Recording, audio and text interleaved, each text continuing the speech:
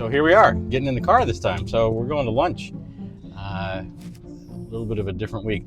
It's spring in Oregon, and it's just gorgeous out. And the weather is just in this funny place where it looks like summer, but it's cool out. It's goodly cool. So wearing a jacket and getting in the car, it's hot. It's hot in the car. So, but here we are, going to lunch. How are you today, Agree? Rather excellent, and don't have any excuse for that excellence. Just a good normal day, and as soon as my buddy showed up, that added a bunch to it. Yeah. This guy doesn't take it. Oh, they did. What is it about the driving thing that kind of takes over our lives at that moment? But it's sort of weird, and a car is a pretty odd item. It's a piece of metal with a bunch of plastic, and it serves you well, you know, because you got to go somewhere. But it's kind of a weird object that we now live in. I mean, imagine the first horse and buggy or something, you know, it was what? You know, and we keep going through what? It does what now? And they almost drive for themselves. Yeah, right. And some do. It is interesting the way that we've got whole cultures built around inventions. You know, in the car, the automobile, just an invention. And we have these huge cultures around the world, especially here in the Western world, the United States, that built around a vehicle and built around personal vehicle ownership. You know, that each person, even in a household, has their own car.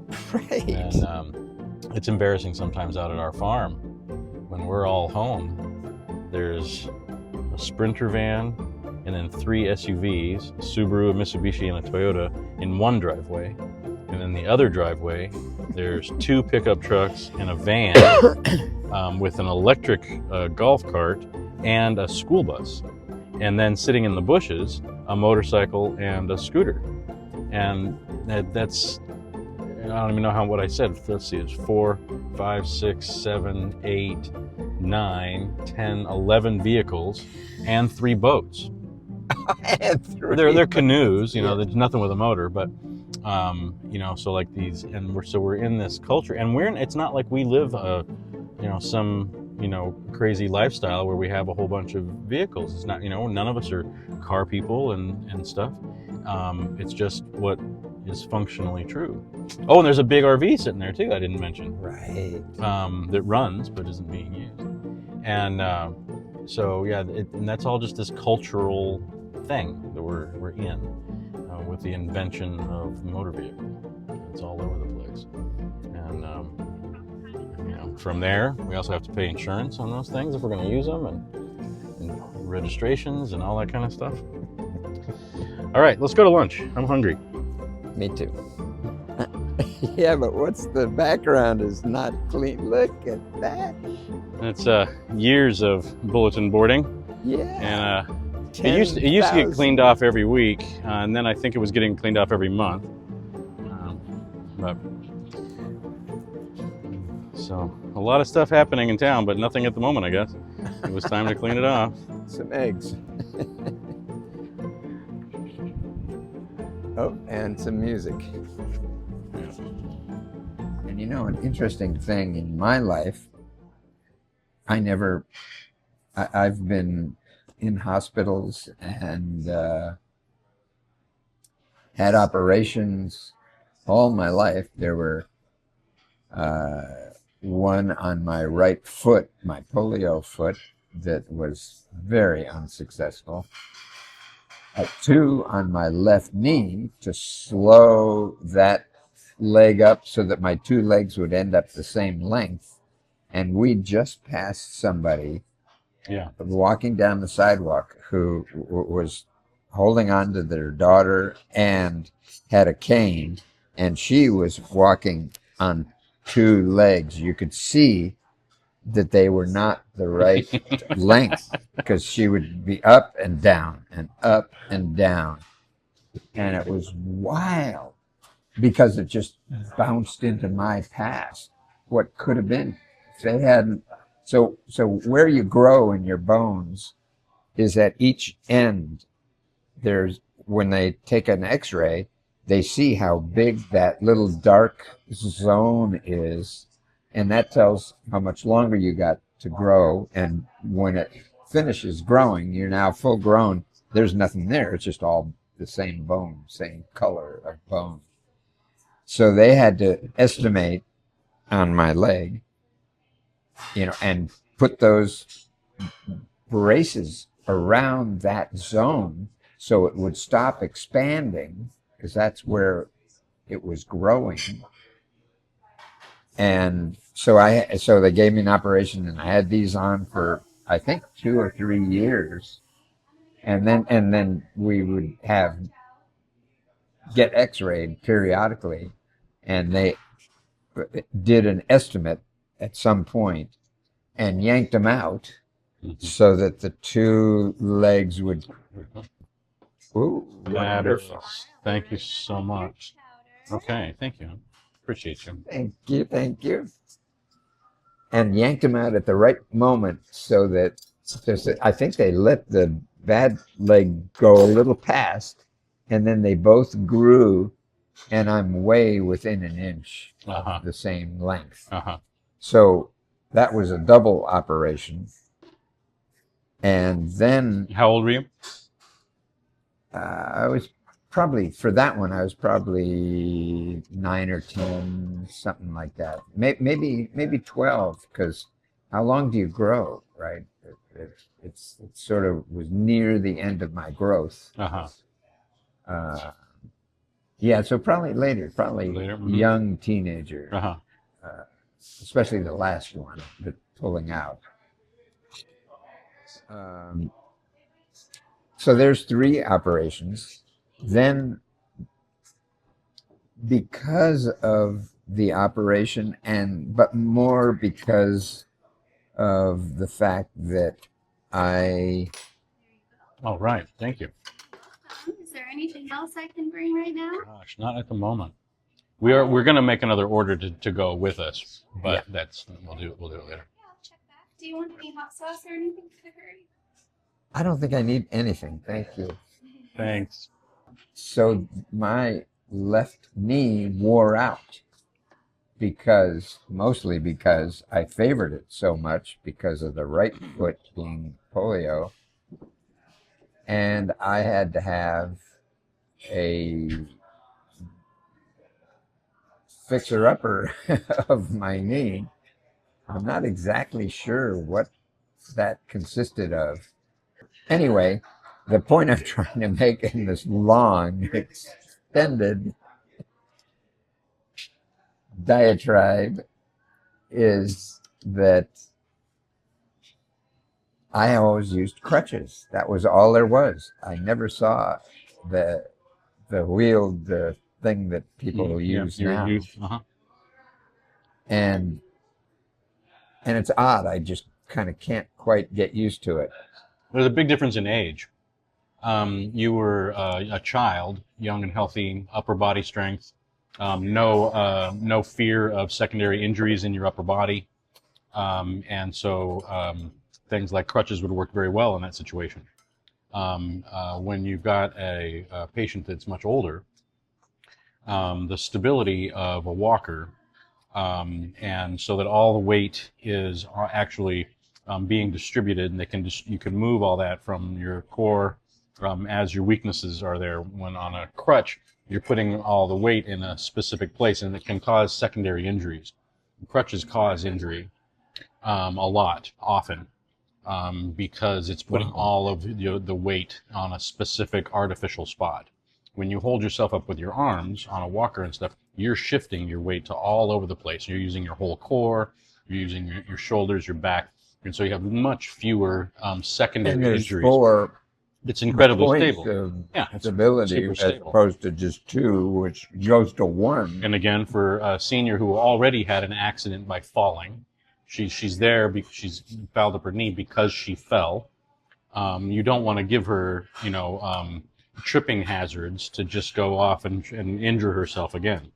And so a walker is by far a better answer for somebody in a later stage. Children do fine with crutches, and they can deal with all that, even if they fell again. A child with a bum foot, even if they fall again, is probably not going to injure something else. They're just going to tuck and roll. Kids are bouncing downstairs all the time.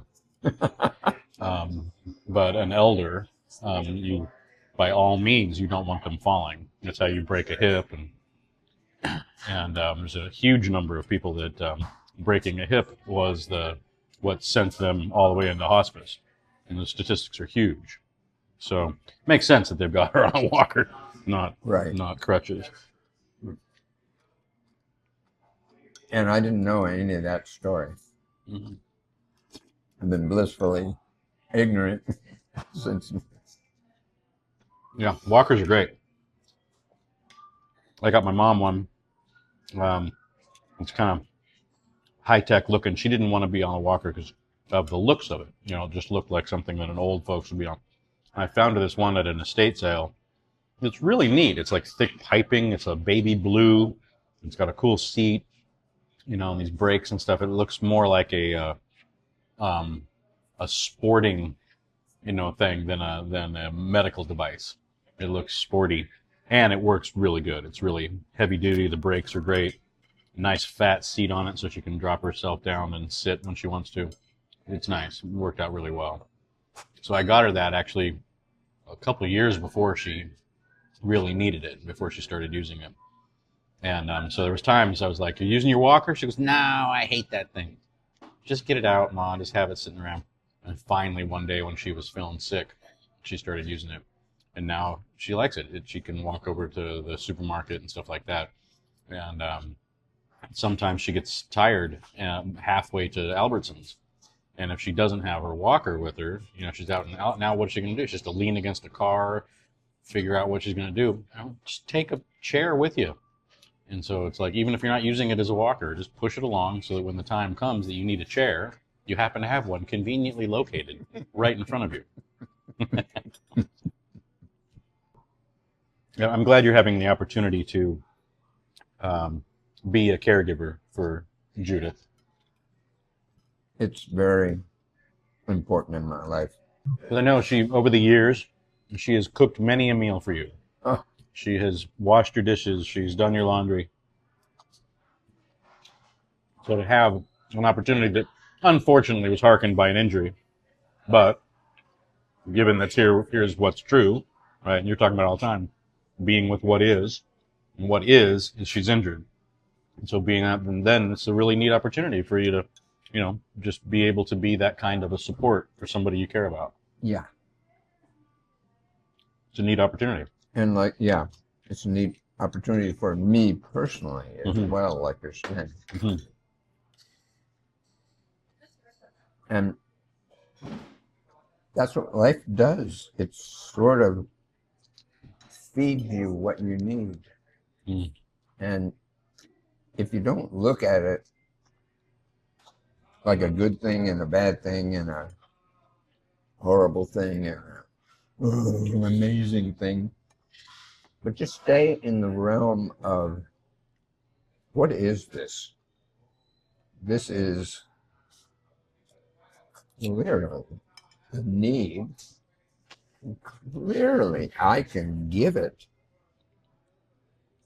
and learn from it and look at how it fits in my life. Just what you said. All of the gifts she has given me for me to put in a few weeks of air. I mean, literally, I'm there before she can get out of bed in the morning, and just before she finally scrunchels down and begins to go to sleep. I have another, also related story. I am getting so old. I am almost the oldest person I know. There are a couple of people that are older than me. And I'm observing things that I can no longer do. I'm observing skills that I once had that I seem not to have at all anymore. Mm-hmm. And because of my philosophical attitude towards it all, I'm simply acceptant and observant of it, and a little afraid of it, and a little. There's a part of me who say, well, God, you used to be able to do that, now you can't. And yet, there it is. Now I can't. So it hasn't turned into feeling anger or feeling resentful or feeling, why me? What? I don't want to have this go on in my life. Wait a minute. How old are you?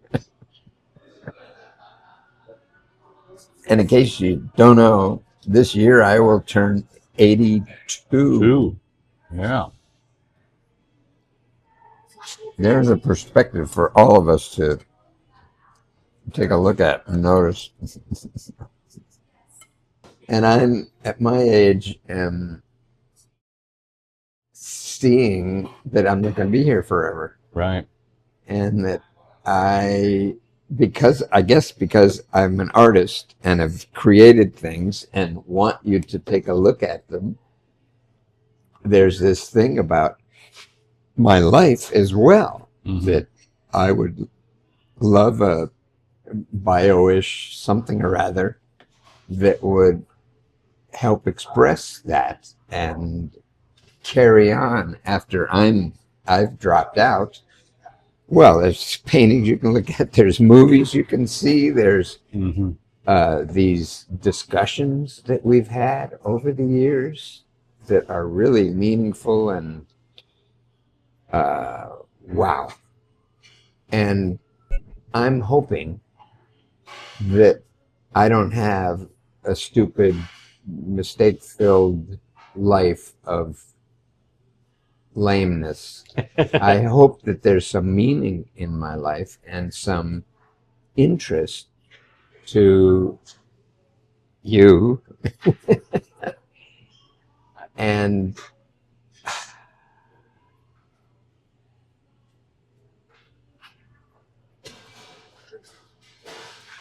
somehow my parting gift is whatever that aftermath turns into. Yeah, I got to articulate it some about that the overall mission, the umbrella mission of People's Solutions, being this inviting people out into nature, right? Inviting people to be part of the natural cycle of things. And what we get to see in that film, in Compost Me, is how you found your place in the cycle of things. And that's where we can talk about your aunt showing you stars when you were young, and that you see the planets, and that you saw, that you're on a planet, and that you're just and how that all fed into your spiritual path later, where you saw yourself as part of these larger cycles, part of life.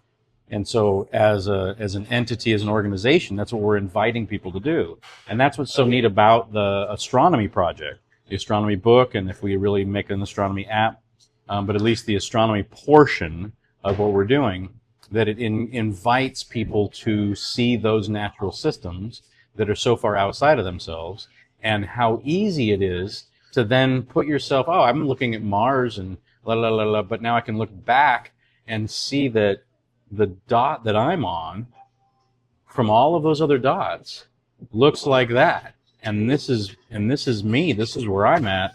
And I'm just another one of those dots traveling through this thing. It's like there's something that makes it really accessible to understand that indeed I'm part of a larger system. I'm not just standalone. I'm not just this superior being that is on this one thing. Like, well, hang on a second. Look at all the bazillions of other planets and stuff, that a portion of which probably have some kind of sentient life on it. And whatever's going on for them doesn't seem all that overly important in the cosmos and in the universe. And the drama of my few little years here, my relatively short amount of time, no matter what I try to do here, my impact is going to get erased in a minute. It's just going to wash away with the sands of time in just a minute. And so that idea that everything that we're doing is inviting people into their own rhythm and connection with the natural systems, right? So you're kicking something else that I've learned and maybe not told you about, and that is reincarnation. Uh-huh. Our being, all we see is this physical life, began on this date and ended on that date. But the truth is that we are a being who took this form from that date to that date and will take another form from that date to that date, and we've been doing that for millions of times, millions of lives, and all through the life cycle, down to a teeny one-celled being, all the way up to this complicated thing that humans are, through horses and monkeys and fish and everything else also. Yeah. So there's an interesting shift of that perspective that I haven't talked about much, and especially if this is fresh news to you. I know that we haven't spent a lot of time talking about the complexities of your spiritual path. You've been very sort of tight-lipped about it. I mean, you own that you're on a path. You're happy to, say the name of your master, how you got on the path. You're always very, but your, and I've appreciated your sort of anti-proselytizing stance. Not just that you don't proselytize, and not just that you can't, since your master's gone, you can't get on that path anyway, but that it's important to you not to, that you're not trying to talk anybody into anything. You don't have a product in the thing. You're not trying to get them to buy a book. You're not trying to get them to listen to you. Nothing. And that's a really exciting portion of being able to hear about your spiritual understandings and your version of spiritual awareness that works for you. It makes it very interesting because you're not trying to sell the book. There's no book to buy. Not trying to get you to that retreat. There is no retreat. You can't get on your path. Your dude's dead. And now we can all do our own, find our own place, our own position, our own masters, and read spiritual books that work for us and all that stuff that's on us. And and I've seen you as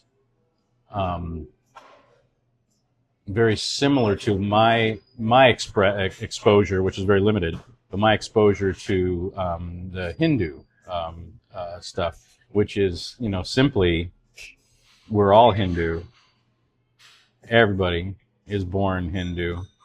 And you're Hindu unless you say, because you have free will, unless you say, or an individual says, I am not, Okay, great. Then do something, whatever. You're free to do that. But shy of saying that, guess what? That's You are. very interesting. You are a spiritual being born Spiritual. into this whole system that is, and that has history. It has all the stuff that it's come through and been, and it's going to continue to be, and you're part of it. And welcome to Hinduism. And and of course you have the free will to move away from that. You don't have to do that. And I've appreciated that about Hindus. And so what I've experienced about you, not quite the same, but similar, in that I've heard you say, everybody is a spiritual being. They're part of the whole thing, and that your only invitation is for people to get in touch with what's going on inside of them. Experience that life that's inside, that's within. Experience it. You've got it. Why wouldn't you? One of the things that I've been inspired by around your spirituality is that not only do you not proselytize, you're not just non-proselytizer, you're an anti-proselytizer. And it's not just that you don't, it's that you won't. And that's just not part of what's going on for you. And it reminds me much of the way Hindus carry on their spiritual understandings, spiritual awareness, that under the Hindu belief systems, everyone is born a Hindu. We're all Hindu. Everybody is.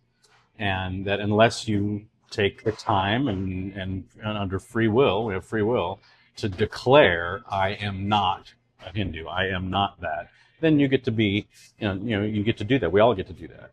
And save that, given that we haven't done that, then guess what? You're a Hindu. And you don't need to do anything about that. You don't need to show up. You don't need to know the prayer. You don't have to know anything about anything organized. It's not an although there is an organized religion component to it. As a spirituality, it is not an organized religion. It is a spiritual awareness that we are, each of us, part of this larger system that's been going on for millennia and will continue to. And that we're just here in this particular incarnation of it for the moment. And that reminds me, so much of, and it was my limited exposure to Hinduism that gave me just that much, just as much as I've been able to regurgitate here. That's pretty much the extent. There's a few other things I've picked up along the way, but that I really was motivated and inspired by. And that to me, from my perspective, sort of bring a tuning fork to a similarity there. That the part of being a part of the natural systems is something that in the films that we're creating, I'm really excited to help to be able to put into those films, particularly Compost Me, that seeing who you are and how you became the person that you are. And some of that is being able to, see that as a child, your aunt or whoever it was that was showing you the stars from a beach, and that you got to see how the planets are working and how the constellations work, and this idea that, if you were on any of those planets looking back, that you're on just one of those dots too, a rather unremarkable little dot in the sky from another perspective, and that puts us, each of us, in this system. We're part of this huge cosmic system, and a really tiny part of it, really. It can feel huge from here, and I can feel so important. And the things that I do as I walk through the planet, I'm so important. And when we get on these bigger systems, these bigger networks of what's happening in nature and creation and the universe, then it's like, wow, another grain of sand, right? As important as a grain of sand. We need those grains of sand. We would not have these beautiful beaches without all those grains of sand. So they're important.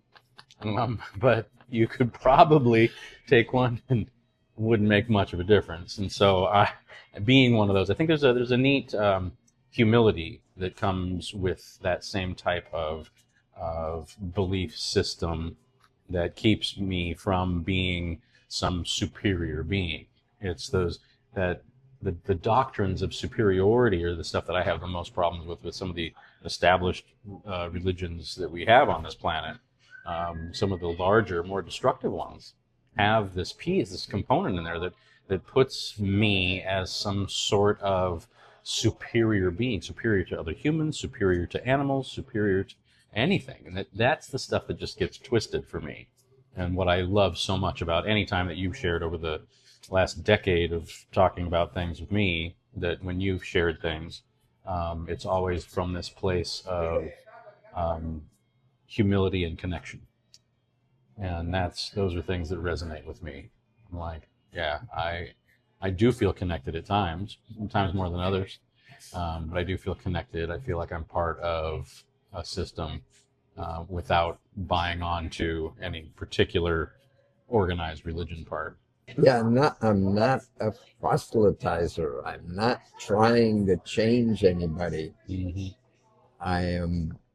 I feel blessed to have some comprehension that's pretty wide, pretty deep, pretty full.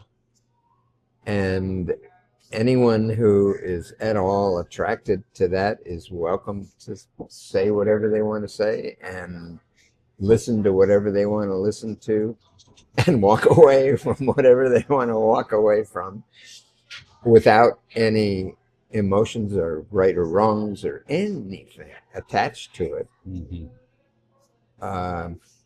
And it's not my job to proselytize in the world, but I think it is probably my job to be fully who I am.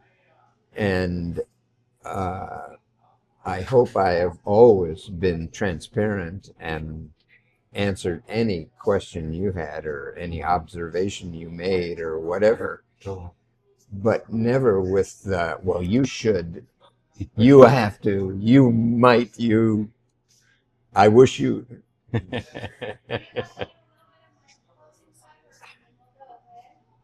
When you add that to it, it stops working. It turns into something else.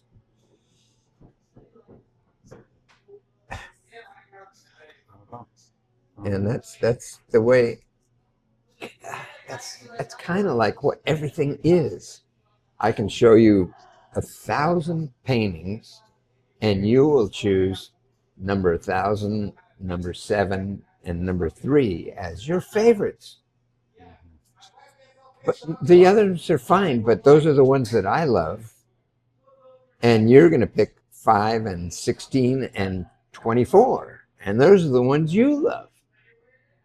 There you go. But there's 1,000 of them. Yeah. Yeah. And we each have our few that make us, and movies and people and friends and life stories and life living, and the whole thing is this beautiful open. And the wider we can be, the more options there are and the more wonderful possibilities. Wow, I've never really thought of it that way before. That's right on. Cool. Yeah, for sure.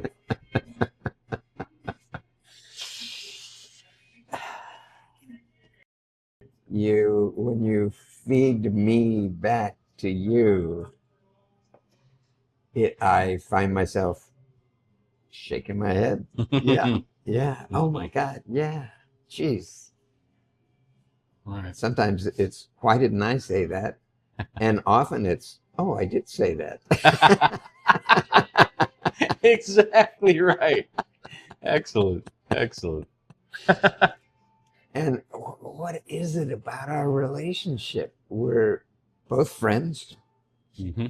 and we both create the stuff of our lives, and the stuff that you get to see that we're creating for an audience to enjoy, to find meaning or not, to find interest or not, to find joy or not, to find kind of maybe insight and, oh, really?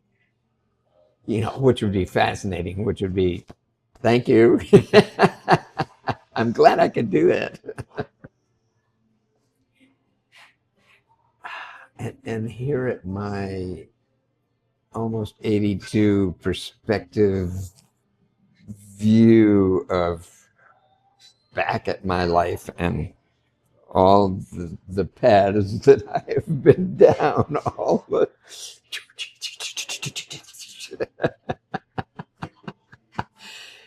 I mean, I've really been around for a while. Yeah, you have.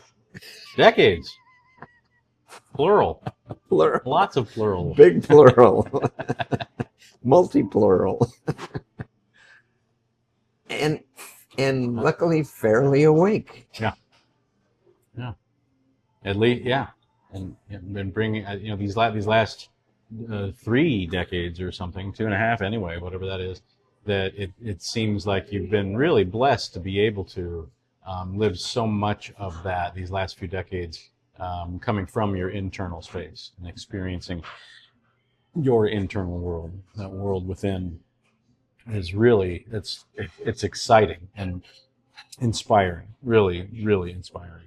Not caught up in the trappings of modern day society, while at the same time, having a computer and an iPhone, you're still, capable of interacting and paying attention to what's happening in the mail, and in the news, capable of seeing what's happening in the news and paying attention to current events, so you're, not just an isolated bubble, and at the same time not driven by, the moods of modern day culture. You're not a slave to fashion or music or drugs or food or any of those trappings, and yet you're aware of what's been going on and is going on too. So it's a pretty inspiring position to be. I hope that we can share that cleanly with people and encourage them to be able to do similar themselves. Right. It's not. What you key off for me right at that moment was, and I suppose if I have to tell you I'm a Democrat, then of all the possibilities, yeah, I'm a Democrat-ish. But truthfully, I don't think those labels really mean very much. Mm-hmm. And I only admit that when I have to, or when I'm asked to, if it's this, or this, which are you? Yeah. And you're right. My view is back and full, instead of specific and no. Get all those other things out of the way. I want that.